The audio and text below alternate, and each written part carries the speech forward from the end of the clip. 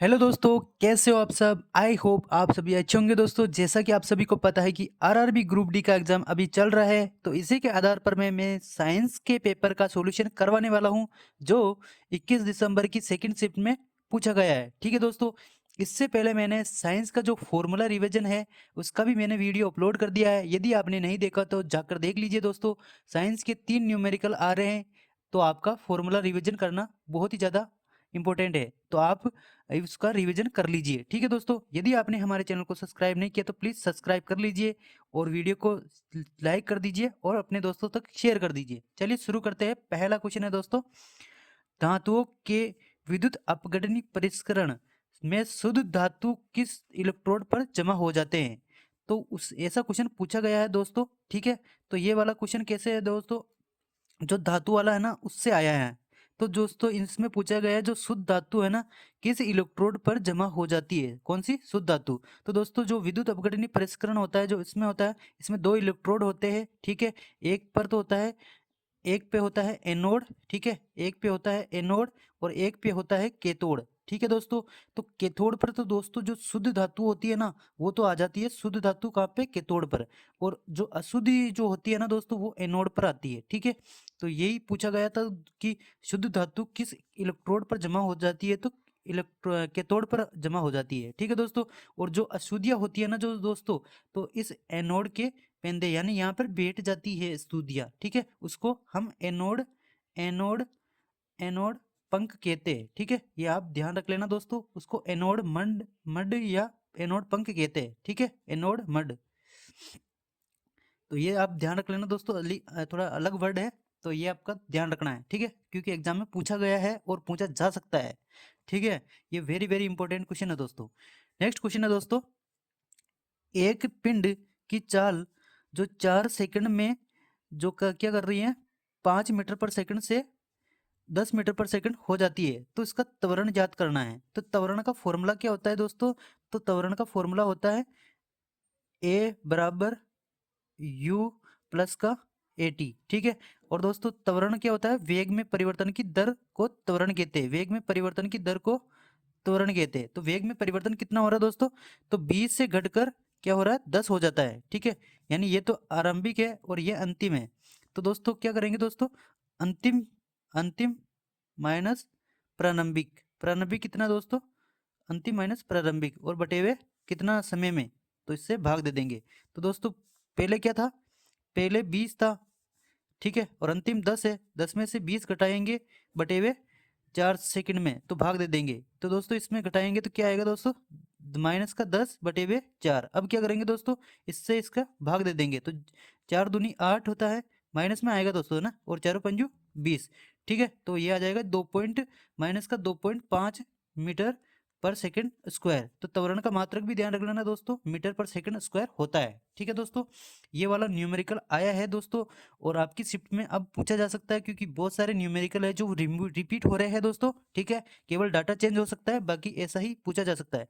तो आपको ये वाला फॉर्मूला ध्यान रख लेना दोस्तों, जो गति का पहला समीकरण होता है। ठीक है, उसी से ये वाला फॉर्मूला आता है।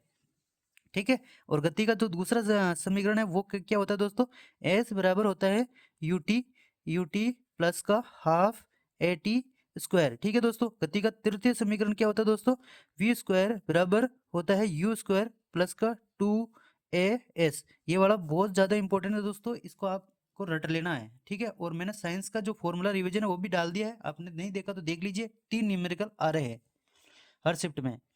ठीक है दोस्तों, नेक्स्ट क्वेश्चन है दोस्तों, गर्भ निरोधक। देखो दोस्तों, मैंने पिछले वाले वीडियो में भी बोला कि जो जनन जनन वाला चैप्टर है ना उस दोस्तों, उसमें जो गर्भ निरोधक वाला चैप्टर है ना दोस्तों, जिसमें हम पिल्स पिल्स गोलियां लेते हैं या किस विधि से रोकते हैं, तो आपको वो विद्या वाली चैप्टर वो है वो पढ़ना है आपको। ठीक है, और दोस्तों इसमें पूछा गया है दोस्तों, गर्भ निरोधक उपकरण जो है यौन संचारित रोगों यानी एसटीडी से बचाता है। कैसे बचाता है दोस्तों, तो उससे हम हमारा जो सबसे बेस्ट तरीका है वो है कॉन्डम यूज करके। ठीक है दोस्तों, क्या करेंगे, कॉन्डम यूज करेंगे। ठीक है, नेक्स्ट क्वेश्चन है दोस्तों, कौन से जानवर अपश्रव्य ध्वनि सुन सकते हैं। अपश्रव्य ध्वनि सुन सकते हैं। तो दोस्तों अपश्रव्य ध्वनि क्या होती है दोस्तों, जिसकी आवृत्ति जो होती है दोस्तों वो 20 हर्ट्ज से क्या होती है, कम होती है।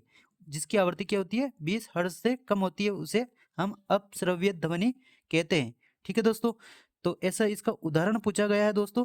तो इसका उदाहरण जो है आपको याद रख लेना दोस्तों, कौन क्या क्या होता है दोस्तों। एक तो होता है गेंडा होता है, एक होता है दोस्तों हाथी होता है, एक हिप्पोपोटेमस होता है दोस्तों।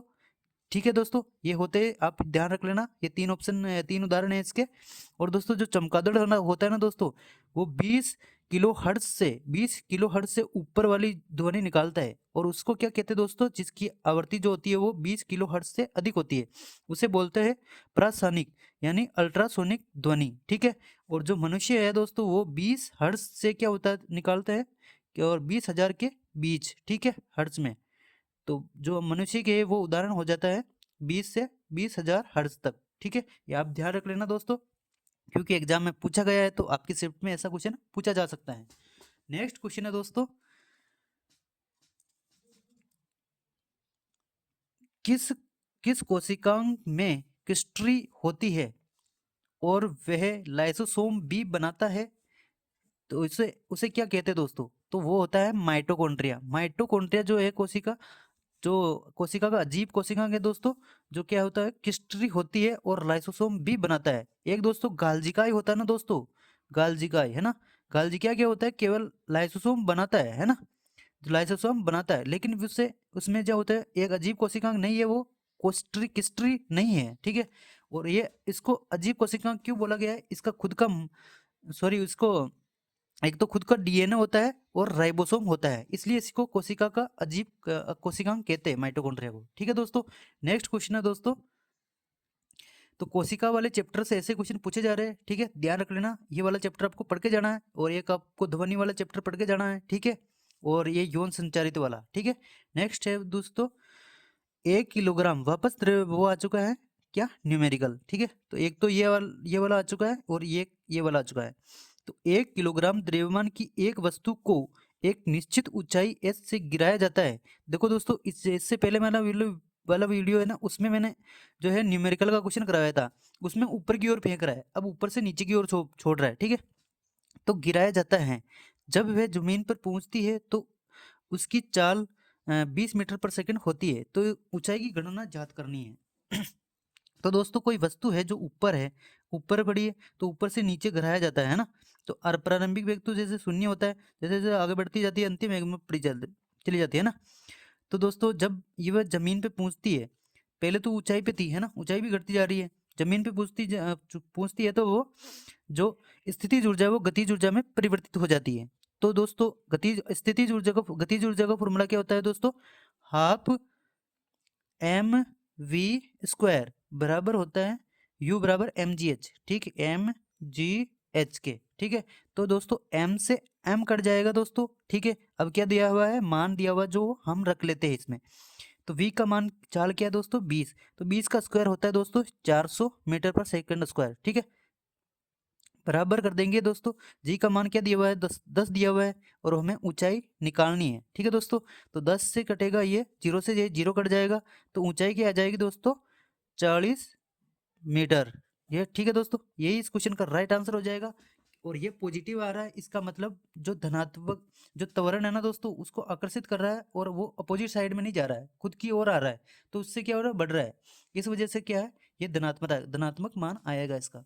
ठीक है दोस्तों, नेक्स्ट क्वेश्चन है दोस्तों, साबुन की सफाई प्रक्रिया मुख्य रूप से किस प्रकार की घटना है, तो इसका आंसर है दोस्तों मिसेल निर्माण। ठीक है, और उसको पायसीकरण भी कहते हैं, दोनों ही ऑप्शन में दिए थे, और जो ऑप्शन वाले क्वेश्चन आते हैं ना, दोनों क्या एक सही है, दो सही है, ऐसा क्वेश्चन आया था। ठीक है, तो ये मिसेल निर्माण वाला है ना, यही इस क्वेश्चन का राइट आंसर हो जाएगा, और पायसीकरण भी होता है। ठीक है, नेक्स्ट क्वेश्चन था दोस्तों, किस हाइड्रोकार्बन में एक साकित श्रृंखला बनाई जा सकती है, तो ऑप्शन में दिया हुआ था ब्यूटेन और मेथेन, एथेन, ऐसे ही दिया हुआ था। तो इसका सही आंसर हो जाएगा दोस्तों जो ब्यूटेन है ना दोस्तों, वो आइसोब्यूटेन इस प्रकार से बना सकता है एक श्रृंखलित शाखा। ठीक है, श्रृंखला के अंदर में, ठीक है, जिसकी सबसे लंबी होती है। तो ऑप्शन में ये वाला दिया हुआ था ब्यूटेन सबसे बड़ा, तो ये वाला जो है सबसे बेस्ट है ये, मतलब ऑप्शन में से, ठीक है, जो श्रृंखला साकित श्रृंखला बनाई जा सकती है। नेक्स्ट क्वेश्चन था दोस्तों, प्रतिवर्ती क्रिया का सही क्रम क्या है? जो प्रतिवर्ती क्रिया दिया हुआ था ना दोस्तों, उसका सही क्रम क्या है? तो दोस्तों सबसे पहला आता है, क्या करता है, ग्राही यानी ग्रहण करता है, फिर संवेदी न्यूरॉन तक पहुंचता है, फिर अपनी जो हमारी जो स्पाइनल कॉर्ड जो होती है, मृदुरज्जु जो होती है ना, उस पर जाता है, और उसके द्वारा अपने जो ब्रेन में जाता है, यानी उसके बोलते हैं मोटर न्यूरॉन, और फिर उससे होते हुए पेशी यानी अपने मस्तिष्क में घूमता है, ठीक है। तो ये इस प्रकार से जो है प्रतिवर्ती क्रिया का जो चाप है वो काम करता है। आपको ध्यान रख लेना दोस्तों, इसका क्रम पूछा गया था, तो इसका राइट आंसर यही हो जाएगा जो ऑप्शन में दिया हुआ था। नेक्स्ट क्वेश्चन था दोस्तों, यदि एक अवतल दर्पण द्वारा उत्पन्न आवर्धन जो है वो -1 है, तो प्रतिबिंब की स्थिति क्या है? ठीक है दोस्तों, तो कल मैंने जो फॉर्मूला सेशन करवाया था ना दोस्तों, उसमें मैग्निफिकेशन के बारे में मैंने बताया था। यदि आपने नहीं देखा तो प्लीज देख लीजिए उस वीडियो को, आपके लिए बहुत ज्यादा इंपॉर्टेंट है वो वीडियो। तो दोस्तों आवर्धन का फॉर्मूला क्या होता है दोस्तों, मैग्निफिकेशन को m से डिनोट करते हैं दोस्तों, height of image upon height of object, ठीक है दोस्तों। और ये होता है वस्तु की ऊंचाई, सॉरी प्रतिबिंब की ऊंचाई, दर्पण के लिए माइनस आएगा दोस्तों, है ना, ध्यान रख लेना, प्रतिबिंब की ऊंचाई अपॉन वस्तु की ऊंचाई, ठीक है। ये वाला फॉर्मूला आप ध्यान रखना है दोस्तों, बहुत ज्यादा इंपॉर्टेंट है।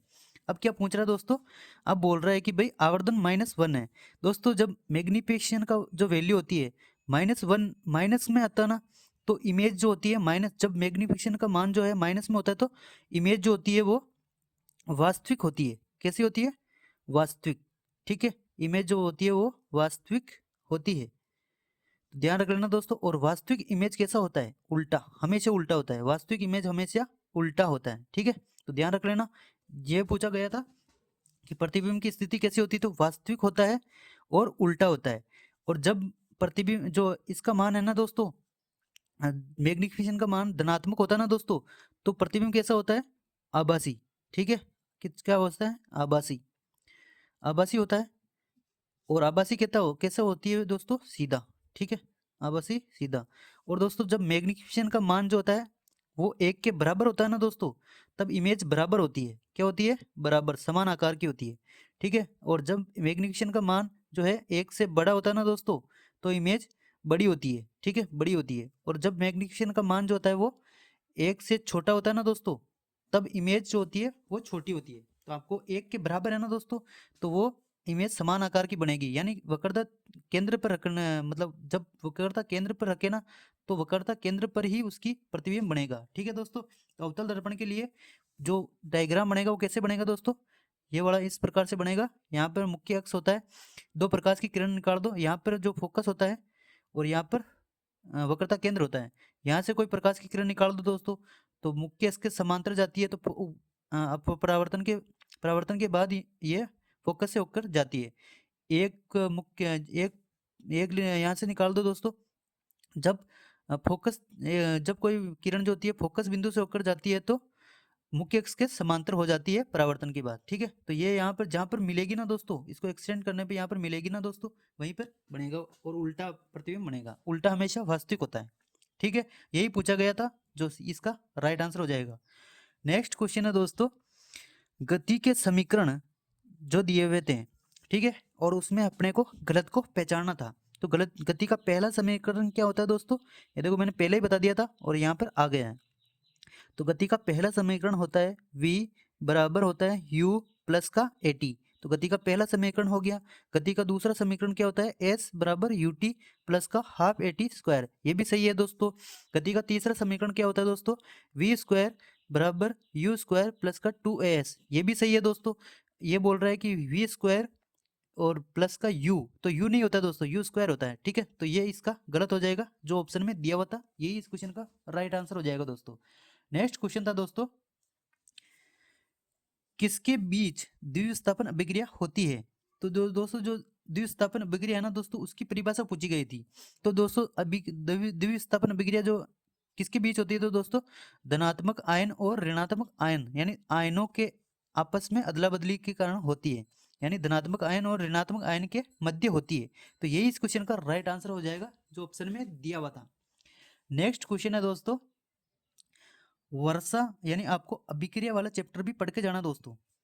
वर्षा जल का संचय, वर्षा जल का पीएच मान जो है किस जिसके नीचे इसे अम्लीय वर्षा माना जाता है। तो दोस्तों जब वर्षा जल है ना दोस्तों, उसका पीएच मान जो होता है वो 5.6 से कम हो जाता है ना दोस्तों, 5.6 से कम हो जाता है तो उसे अम्लीय वर्षा जाना जाता है। ठीक है दोस्तों, ये आप ध्यान रख लेना दोस्तों। यानी आपको जो पीएच वाला है ना दोस्तों, पीएच वाला पीएच मान वो भी आपको पढ़कर जाना है, उससे भी क्वेश्चन पूछा जा रहा है। ठीक है दोस्तों, नेक्स्ट क्वेश्चन है दोस्तों, ये देखो फिर आ गया है, यदि दर्पण से आया हुआ है, यदि किसी वस्तु को उत्तल लेंस के फोकस पर रखा जाए तो प्रतिबिंब कहाँ पर बनेगा। देखो दोस्तों, जो उत्तल लेंस है ना हमेशा वास्तविक प्रतिबिंब बनाता है और वास्तविक उल्टा होता है। ठीक है, तो उत्तल लेंस कैसा होता है दोस्तों, इस प्रकार से होता है, मतलब बीच में से उभरा हुआ है, किनारों से पतला। ये अब हम मुख्य अक्ष निकाल देते हैं दोस्तों। ठीक है, फिर क्या बोल रहा है, यहाँ पर फोकस होता है, यहाँ पर मैं F1 ले लेता हूँ दोस्तों, तो यहाँ पे भी होता है तो F2 ले लेता हूँ। ठीक है दोस्तों, अब क्या बोल रहा है दोस्तों, उत्तल लेंस के फोकस पर रखा जाए, यदि वस्तु को यहाँ पर रखे तो यहाँ से जब मुख्य अक्ष के समांतर जाती है कोई प्रकाश की किरण, तो जो अपवर्तन के बाद क्या होती है, फोकस से होकर जाएगी वो, है ना। अब एक मैं प्रकाश की किरण निकाल देता हूँ यहाँ से, एक प्रकाश की किरण क्या कर रही है, वक्रता केंद्र से होकर जा रही है, तो बिना किसी विचलन के वो सीधी चला जाएगी, है ना। तो ऐसे ही चला जाएगा, और इसको जब पीछे बहुत ज़्यादा मतलब बहुत ज़्यादा दूर मिलेगी यानी अनंत पर मिलेगी।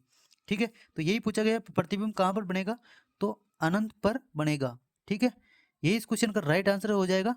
और अनंत पर कैसा बनेगा दोस्तों, वास्तविक और उल्टा, वास्तविक जो होता है वो उल्टा होता है, तो ध्यान रख लेना दोस्तों, ऐसा क्वेश्चन पूछा जा रहा है।